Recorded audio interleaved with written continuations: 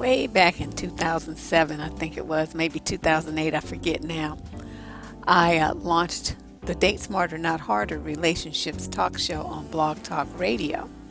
And I did it pretty consistently for about 5 years, and then I started taking time off to write my book, so it became a little bit more sporadic.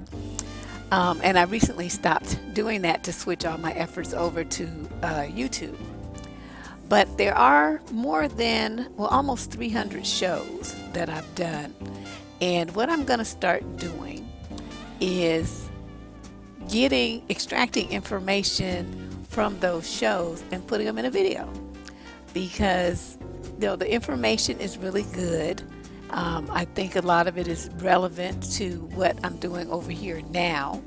And by doing it this way, I can delete out all the silly stuff, the dumb callers and commercials and bad sound drops and things like that Blog Talk is famous for. So, I can just edit out all that stuff and just put up the relevant clips in video form.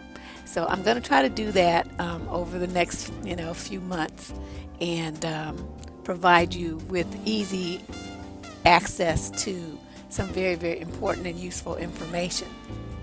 On this particular show, these are little clips from a show I did on something called Rhetoric fatigue syndrome. And it sounds very medical and all of that, but it's something I made up. However, when you hear what I have to say, you can nod your head in agreement and see where I was coming from. It may not be a medically recognized disease process, but it is definitely an affliction suffered by millions of black women. I did it kind of a tongue-in-cheek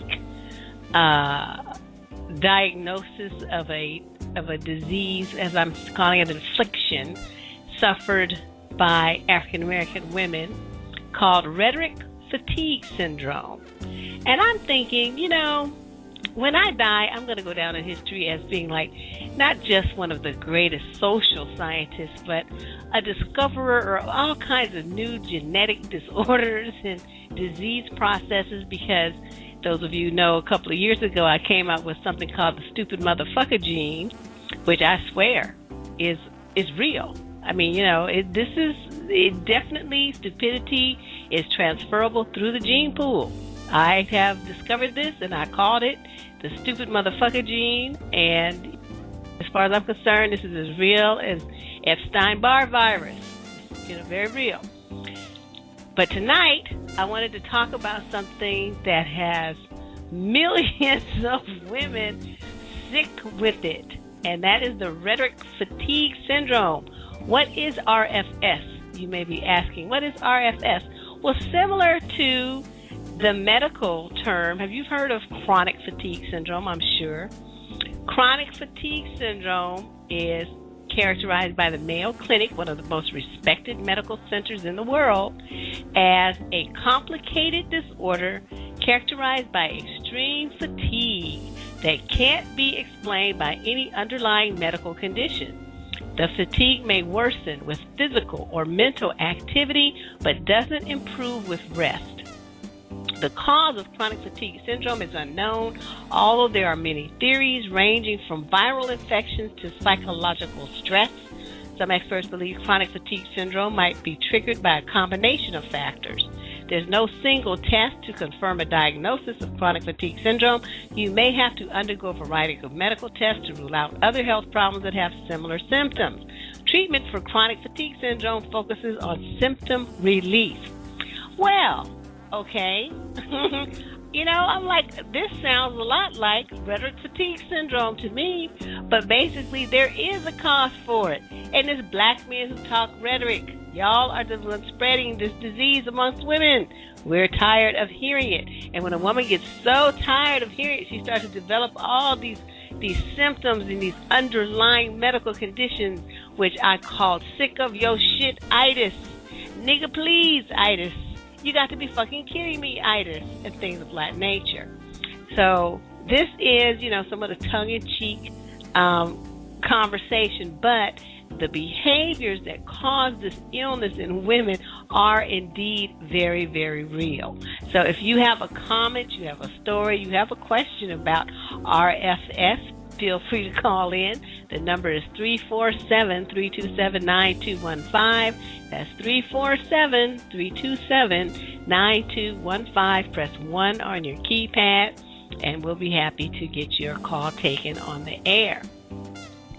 Now, let me go over some of the things, some of the symptoms of chronic fatigue syndrome. Fatigue, loss of memory, sore throat, enlarged lymph nodes in your neck or armpit. I mean, this sounds kind of serious, you know what I mean? Unexplained muscle pain, pain that moves from one joint to another without swelling or redness, headache of a new type, pattern, or severity, unrefreshing sleep, extreme exhaustion lasting more than 24 hours after physical or mental exercise. Now, how does this correlate to rhetoric fatigue syndrome? Fatigue, okay, check. That's on both lists. Loss of memory or concentration. That is very true, because once the rhetoric starts flowing forth from someone's lips, the woman's mind starts to wander. She can't concentrate on the bullshit that she's hearing, because it's like, not this again. So she's thinking about her grocery list and what she got to do for work, and where, Christmas shopping and school shopping, even though it's April, and, all this kind of stuff. She's thinking about something completely different. Sore throat. Yes, you know why? Because her throat chakra is blocked, because she really wants to be cussing this fool out, but she's holding it in, and it causes constriction and soreness in the muscles of the throat. Enlarged lymph nodes in your neck or armpits. Well, anytime there's an infection in the human body, the lymph system, will attack it and try to isolate it and get rid of it. Unfortunately, there is no getting rid of rhetoric, because it's airborne. It's an airborne disease, and it comes through the sound waves into your ear and into your head. So unfortunately, there's not too much we can do about that. Lymph nodes usually aren't involved in RFS. Unexplained muscle pain. Yes, once again, grip. You have noticed that you will have clenched fists. Your neck will be constricted. Your eyes may bulge. You'll have a sore back, and your ass will even hurt, because this guy is just inflicting so much drama into your life, and with the stuff, the message he's talking. Pain that moves from one joint to another without swelling or redness? Absolutely. First you will have pain in your ass, because you'll be like, dude, you're making my ass hurt. My head is hurting. You're making my head hurt. Your mouth might start getting tired from all the cussing out that you be doing. I mean, there is a definite correlation between the two diseases. Absolutely. What are some of the ways in which you will recognize that you are suffering from RFS? I know this is the part that women want to know. How do I know if I have RFS, Deb? You're the one that created this disease, so obviously you have all the symptomology. How long it's going to take for it to start to show up. What's going on? How do I know if I have RFS? Rhetoric fatigue syndrome is explained if you have any of the following symptoms. You are tired of hearing black men go on and on about what black women need to change to, quote, get and keep a good black man. Symptom number 2, you feel like vomiting when you hear black men whine about black women preferring players, thugs, Pookie, and Ray Ray to good black men. How many times have we heard that? It's in print, it's in videos, it's on records, it's on the phone. I mean, every time you talk to some rejected brother, he blames it on the fact that he's a good black man, and y'all don't want him. You want Pookie and Ray Ray. I'm so sick of hearing that I could just throw up. Number 3, you are disgusted at being blamed for the widespread black male failure to man up. Males who instead blame their failings and the downfall of the black race, the black community, the sun, and global warming on black women. Number 4, you are bored to the point of tears with hearing black men talk about leadership and female submission, while they do nothing to exhibit these alleged leadership skills. Number 5, you are weary of hearing black men use this excuse, well, you picked him, for the thousands of manipulative games and lies black men use to get black women in the position of being used and hurt. See, there's never any accountability put on the men for telling the lies, just on the women for being with the man and being hurt by his lies. See, it's never his fault. It's your fault. See, because you listened to him. Number 6, you are mentally exhausted from hearing black men refer to women that don't agree with them or kiss their butt as being bitter or angry or single or man bashers. Those are all commonly heard traits. Symptom number 7, you believe you might burst into flames if you hear one more man say, that's why black men are going to women of other races or other countries, because you black women don't know how to act. You don't know how to treat us. And number 8, you are perpetually astonished at the amount of egotistical butthurt expressed by men who set themselves up as authorities on what black men think, who are subsequently ignored or ridiculed by black women.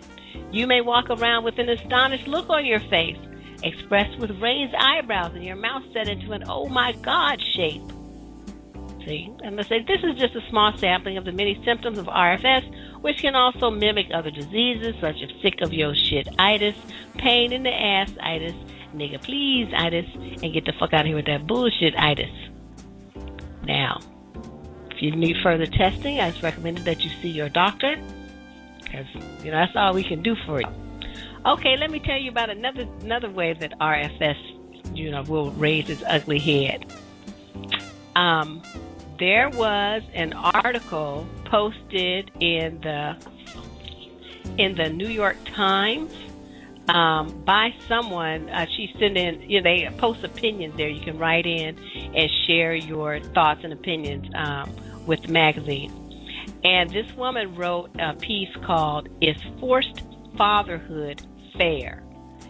And basically what she was saying is that, if a guy has sex and a child is the result, that somehow it's not his fault.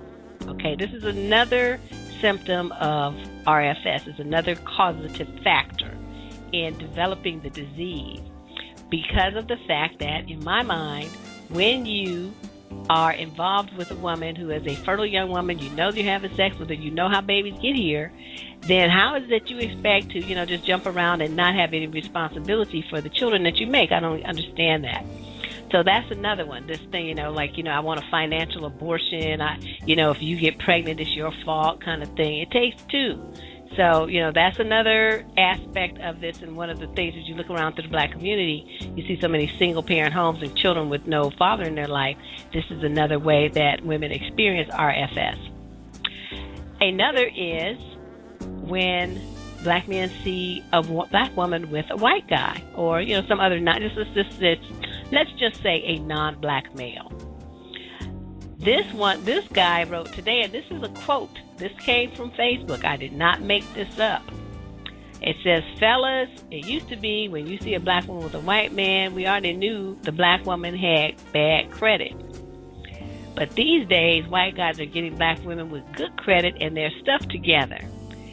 The black man has the world against him. How are we going to survive? So now, this is a real post. I cannot make this stuff up. And he really, the guys were going in on the women, saying, all the reason why the bad black women and how they're leaving these guys behind, and how awful it is that you're going to, with white dudes that have good credit. So that's another symptom, the race issue, the interracial relationship issue. Like, it's okay for black men, but it's not okay for black women to be with men of other races. They feel, I guess, that they own all the women, and you have no right to, a lot of graduations are going on today. That's fine. That is fine with me. That is okay. But I just wanted to make sure that I addressed this, before I went too far, forgot what I wanted to say, because, today, you're right. Today, actually this entire weekend, there'll be a lot of graduation parties. And that's Okay. What about some other symptoms? Another one, the guys who insist that that women are poking holes in condoms or using turkey basters and things like that. They can't possibly have done the deed that that resulted in the pregnancy themselves. And somehow, anyway, the bottom line is, with all the excuse making, all the responsibility ends up being put on the woman for the baby.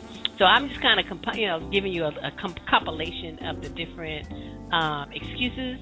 But the bottom line is, these are a combination of excuses and reasons the guys give for the babies that they make and why it's not their fault. So this is another thing, this is another cause of RFS.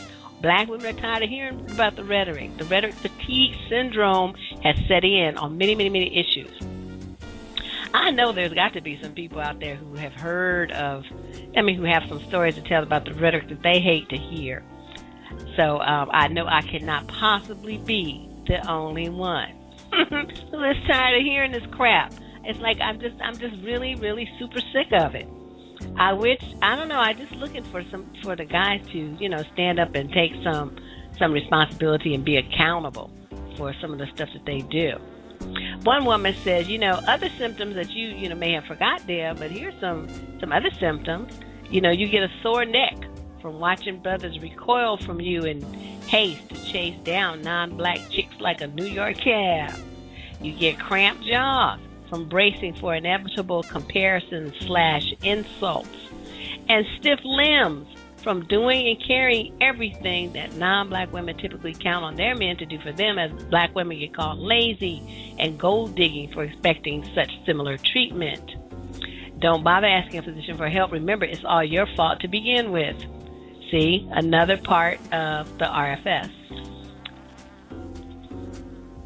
Another thing that is bothersome is the fact that, and this is something I've noticed on my board, on my page on Facebook. Say I'll present an issue.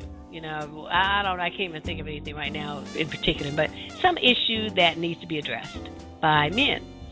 And instead of the guy saying, we're going to band together and we're going to, work on that, we're going to fix that, we're going to handle that. That's what I'm looking for. And I'm sure that's what most of the, the other women in their lives are probably looking for too, for them to step up and take ownership of the solution and the resolution of these issues.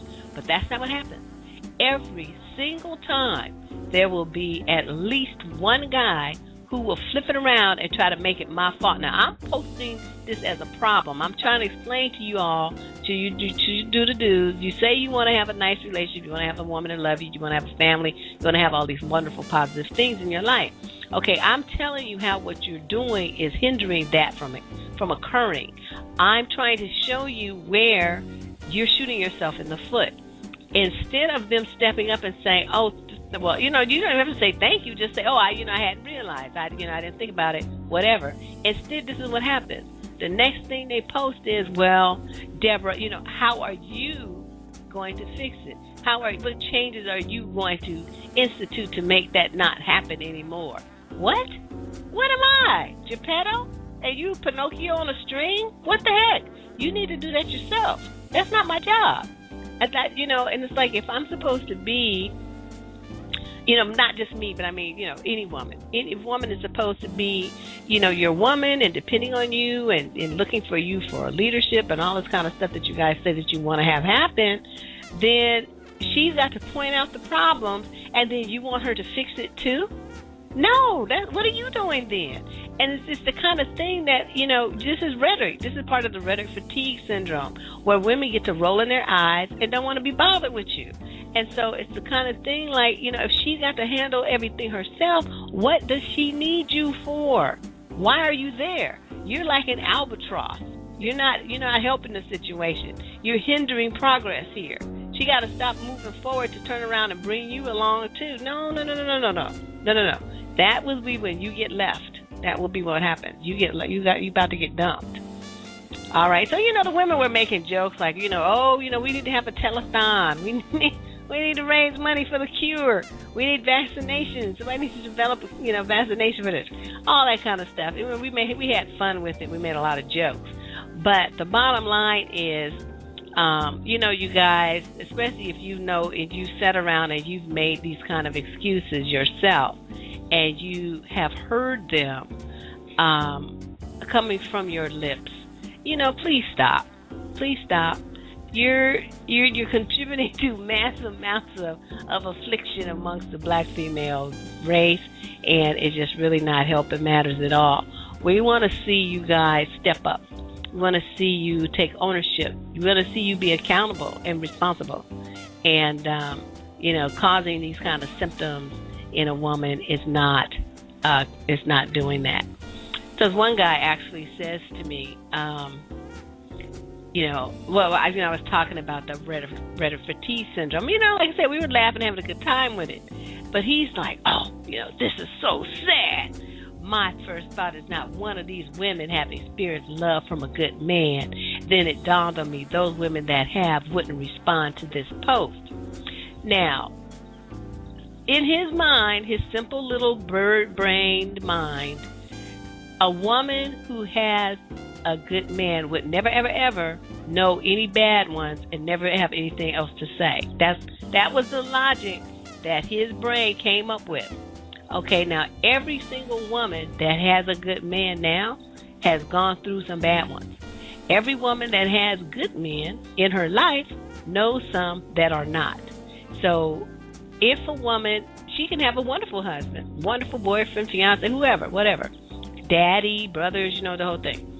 That doesn't mean that she has not been exposed to either socially or, being in relation to a knucklehead, at least one. So, his logic was lost on me. It's like, what are you trying to say? So it just sounded like, he was trying to pull out the other word, the word that causes some more RFS, bitter. That's one of the favorite things they love to call women. We want to call you bitter. You're bitter. Only black folks use that word. It drives me nuts. It's actually one of the words that's banned on my forums, because if you come in there and use that word, you are immediately and summarily kicked out of the forum with no apology. And I just refuse to even see it. But that's one of the first things that they want to do if you disagree with them in any way, shape, or form, is to say that you're just bitter. If you have any kind of, what's the word I'm looking for? You want to make a remark that's critical of some certain behavior type, then they want to say that you're bitter. So I don't know. I'm just one guy comes and he says, well, don't lose faith in us. Don't lose faith in us. Hold on and wait. We're coming. We're coming. Just kind of help us along. Okay, now, the problem with that is, if you are a woman who is a go-getter and, you're making some stuff happen, what is it that you get? What benefit is it to you to take a step backwards or slow down your roll to wait for some dragging-ass man to catch up to you? Why would you do that? Is that really a benefit to you? And unfortunately, this was a guy's mentality. I mean, this was what was discussed and put out as a possible solution, put forth as a solution by them, that, women need to not be so successful, that, they should slow down and wait for the guy to catch up. That's what he basically said. And I thought, wow, that's pretty amazing, because I think if I did some mess like that, my father would have disowned me, and just, I don't even know what kind of crazy ways he was been looking at my behind. But that's not the answer. That's not the answer. The answer is not for her to slow down. It's for you to speed up. And, the times, for example, the times that you spend sitting on the couch playing PlayStation, you could be enrolled in school. And that time that you spend at PlayStation, you could be attending a class or reading a book and doing some homework. advancing your cause. That time you spend playing dominoes and drinking yak with your boys, hanging out, chilling out, having a good time like that, you could have been studying for some test so that you could get your degree.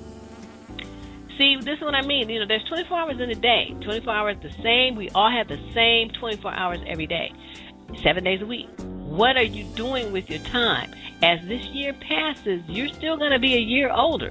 So you could be a year older with some classes under your belt and be that much closer to a college degree. Or you could just, blow the time, drinking and having a good time.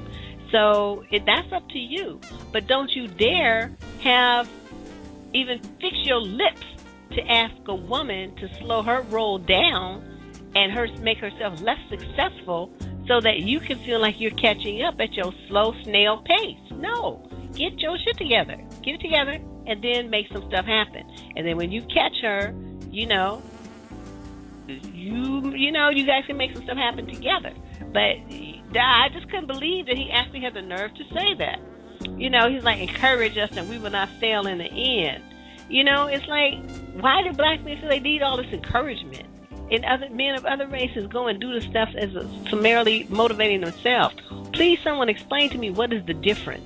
What's the difference in the mentality where our men need so much hand-holding and encouragement? I've always wanted to know the answer to that. No one has thus far been able to explain it to me.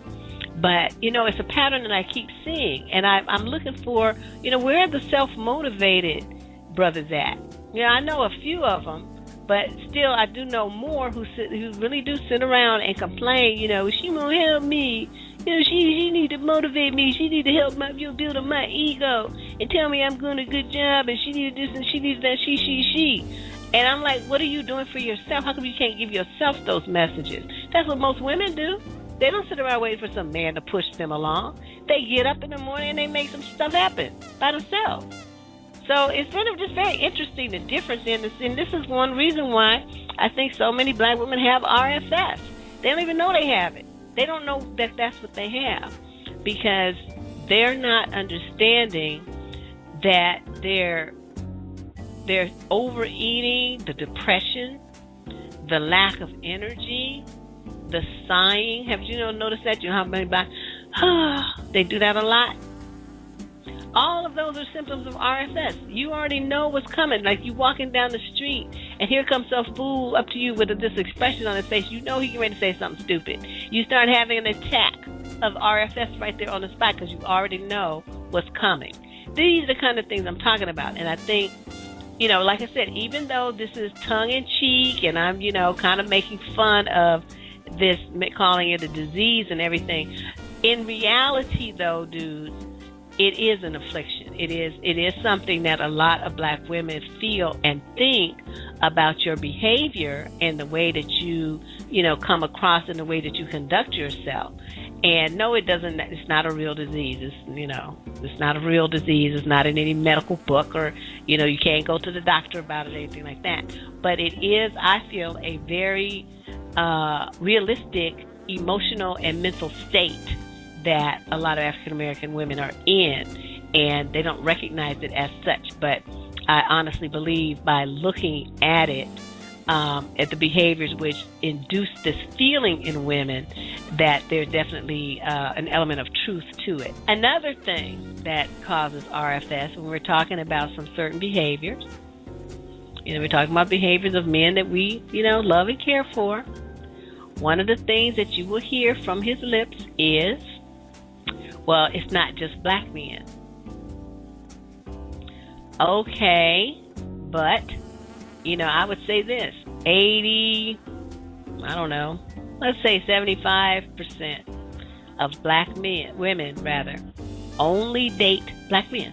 They only date black men. That's who they want. They want to marry a black man. They want to have black children. Okay, so if 75%, and it's probably more, but I'm just going to say 75% of women are only affiliated romantically with one race of men, then that's the race of men we're going to talk about, okay? Because that's who we date. That's who we want to date. That's who we want to marry. That's who we want to love. That man that looks like that. So sitting there and saying, well, it's not just black men, is irrelevant. It's like if I'm talking about funky strawberry ice cream, well, it's just not strawberry ice cream. What does that have to do with anything if I only eat strawberry ice cream? Why are you telling me about chocolate rocky road whatever? That don't have nothing to do with me talking about the strawberry ice cream that's not good today. It's not good. So why are you telling me about that? See, that's what I'm talking about. Accountability and stepping up. Stop making excuses, and don't think you're going to get the heat deflected off of your butt by bringing in other men. That's not going to happen. I don't roll like that. If I'm talking about men that look a certain way or do a certain behavior or live in a certain zip code or whatever, then that's what I'm talking about. I'm not talking about anybody else. I'm talking about that. And if it fits you, then yeah, I'm talking about you. There you go. Just get over it. Another thing that causes RFS when we're talking about some certain behaviors, we're talking about behaviors of men that we, love and care for. One of the things that you will hear from his lips is, well, it's not just black men. Okay, but, I would say this, 80, I don't know, let's say 75% of black men, women rather, only date black men. They only date black men. That's who they want. They want to marry a black man. They want to have black children. Okay, so if 75%, it's probably more, but I'm just going to say 75% of women are only affiliated romantically with one race of men, then that's the race of men we're going to talk about, okay? Because that's who we date. That's who we want to date. That's who we want to marry. That's who we want to love. That man that looks like that. So sitting there and saying, well, it's not just black men, is irrelevant. It's like if I'm talking about funky strawberry ice cream, well, it's just not strawberry ice cream. What does that have to do with anything if I only eat strawberry ice cream? Why are you telling me about chocolate rocky road whatever? That don't have nothing to do with me talking about the strawberry ice cream that's not good today. It's not good. So why are you telling me about that? See, that's what I'm talking about. Accountability and stepping up.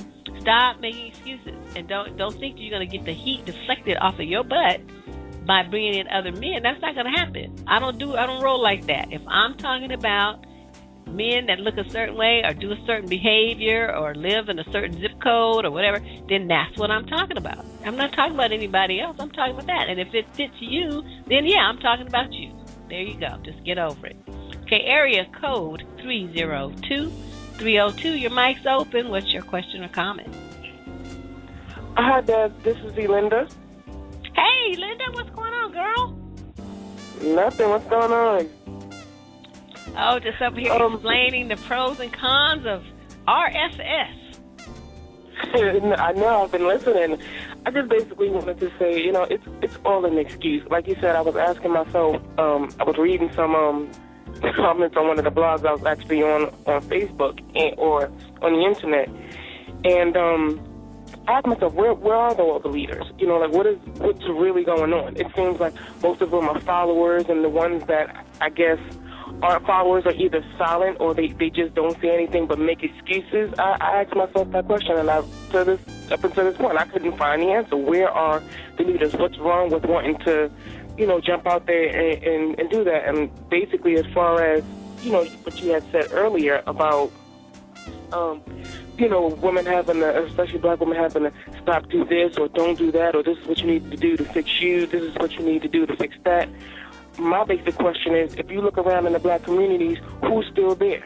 And who are the people that's making the black community, that's holding the black community together, and who are the ones that's tearing it apart? So, as far as being there, I don't know if they mean being, babysitters and mules and all this other stuff, but, really, where are all the leaders? That is an excellent question that I still have not been able to find. I guess we used to have a whole lot. I don't know what happened. Yeah, I think they died out because we have a new generation of men, not just in the African American community, but just men, period. Because this is something that's talked about by psychologists and sociologists, all over the country. That there's a definite change in Gen X, between X and Gen Y. The men are just different. I don't know. Everybody's talking about it, and I don't know what to say. But the African American man, of course, is way at the bottom because we're the most, we have the men with the most in prison and the most kids really be lost, and they're not going to school. They're not doing anything with themselves. It's just Right. sad really sad to see. So what is some of the... and what's even, what's even crazier is like, I remember this guy, me and my friends were hanging out, and hold on.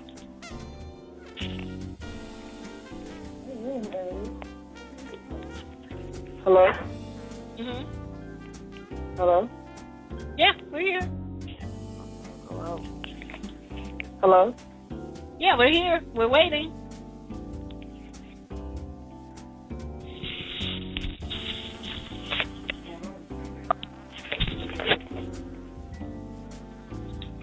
Oh.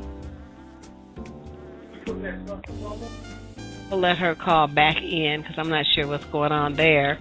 But, one of the things I think that there's like a litany of things that happen, of words that are said, phrases I think that are said.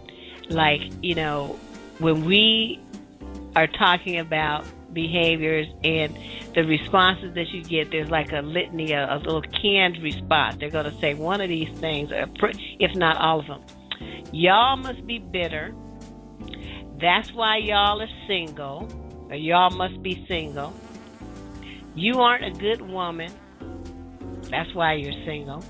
Or y'all have problems too. It's not just us. It's racism.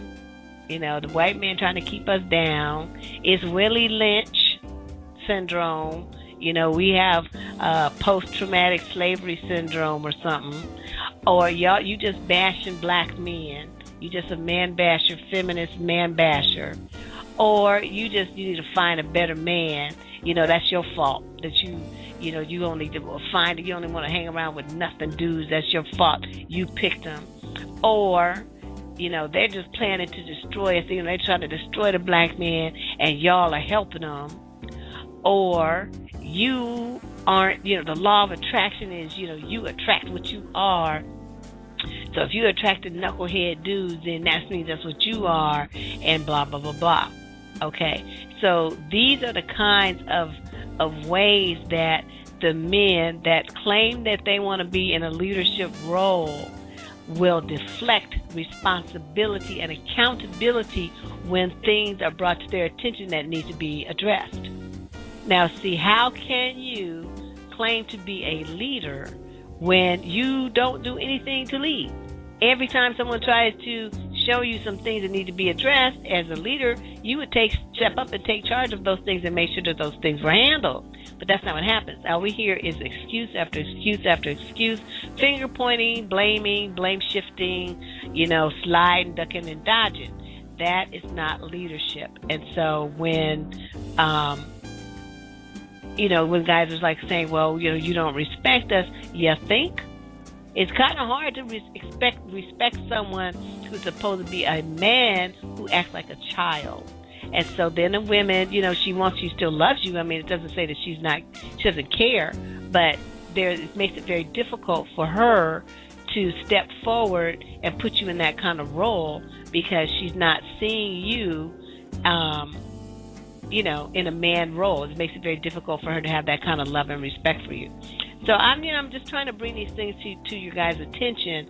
I'm not trying to be mean to you on Friday night or anything, but this is very important for you to think about. If you have women around you that you feel don't really admire and respect you, there's a reason. If you can sit there and ask them, well, what is it that's going on with me? What is it about me? What do you think I can do better? And then really listen, especially if it's women that you respect, somebody in your family cares about you. And, listen to what they have. They're trying to make you be a better man. They're not trying to hurt you. And so, all this defensiveness is really kind of interesting to me, and it's going to be counterproductive for you over the long term because you're not going to get the results in your life or with your relationships with women, romantic relationships, with your children, with other members of your family, if you don't work on improving the things about yourself that they see are shooting you in the foot. And that's the whole purpose here. That's all we're trying to do. And, it's not a thing to be finger pointing and blame shifting. We want you to be the man that we know that you can be. And this thing, there's no woman in your life who should be around you suffering from RFS. If she has it, it should be caused by someone else. It shouldn't be caused by what you do and say. That would not be that's not the business. Okay. I hope you enjoyed my new experimental video production there. It was basically a fun way to talk about some very serious issues and the underlying causative factors in the mental, physical, and emotional exhaustion suffered by so many black women in their relationships. These things need to be talked about. And like I pointed out, even if you're not in a relationship with these guys, you're just interacting with them professionally or socially or just walking down the street, they still manage to exhaust you spiritually with their nonsense. And that's why I wanted to point it out to women. You figure out why you feel so tired, why your head hurts, and why you roll your eyes and sigh so much. This is why you got a bad case of RFS. God, I can't even talk. But anyway, I will be coming out with another video probably later today or tomorrow that I actually will record this time. So thanks you guys for listening. Hope you enjoyed it. Talk to you soon.